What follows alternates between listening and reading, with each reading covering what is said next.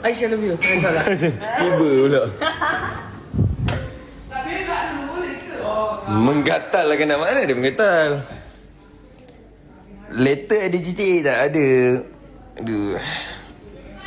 Ada ni Pak IP dah kahwin ke? Mana kahwin lagi dah? Dia ke pun confess. Kau tak tengok YT dia confess?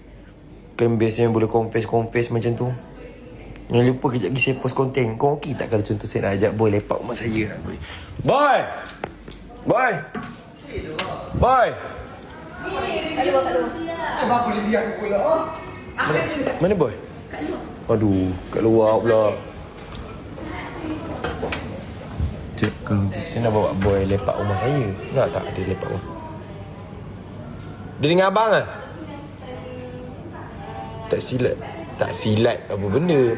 Kau okay kang, saya nak bawa boy lepak rumah saya. Dia kan seronok pula berkawan dengan dia. And then saya nak bawa boy lepak rumah saya, duduk rumah saya. Bawa tandas? Tandas, okey. Oh, dia dekat tandas Dekat tandas lah. Bobo dalam tandas sekejap. Kita toilet dalam tandas sekejap Boy.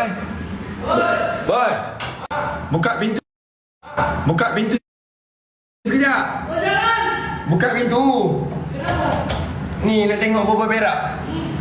Boleh lah boy. Nak tengok sikit je. Dah terkeluar.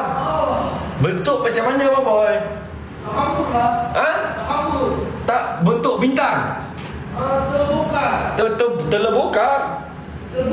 Terburai. Oh, ni cirik-birik. Boy. Kanda nak tanya. Apa?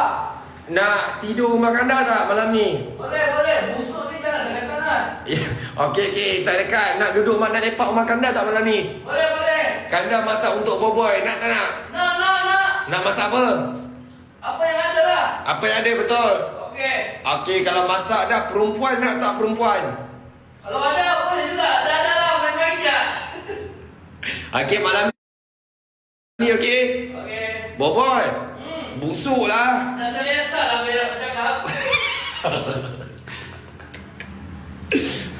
Tak selesa lah berak bercakap. Aduh. Yes, alhamdulillah. Sekarang dah 2.5. Kau jangan lupa 8,000 orang ni. Kau boleh pergi dekat YT saya sekarang. Dan boleh tengok konten saya.